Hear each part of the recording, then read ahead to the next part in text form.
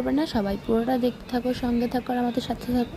তো কথা বলতে বলতেই তারপর দিয়ে দেওয়া হলো তার মধ্যে পটল আলু ভাজা আর ছানা ভাজা, যেটা যেটা জলে ভেজানো ছিল। হ্যাঁ, জলে এই কারণেই ভেজানো ছিল, তার কারণই হচ্ছে যাতে ছানাটা শক্ত না হয়ে যায়।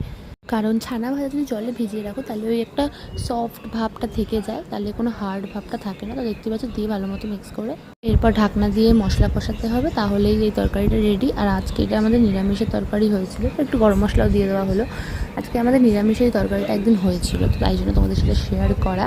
কারণ আমাদের বাড়িতে মঙ্গলবারটা নিরামিষই হয়, আর নিরামিষ রান্না তো সবাই ভালোই বাসে। সত্যি কথা বলতে ভেজ রান্না খারাপ লাগে না, ভালোই লাগে।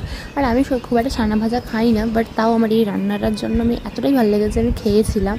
তো কথা বলতে বলতেই জল দিয়ে দেওয়া হলো, জল দিয়ে এবার ফুটলেই আমাদের পটল আলু ছানার তরকারি রেডি। তোমাদের ভিডিওটা ভালো লাগলে অবশ্যই লাইক কমেন্ট শেয়ার, চ্যানেলটাকে সাবস্ক্রাইব করে দিও। তোমার জন্য নতুন ভিডিও আবারও আসতে চলেছে।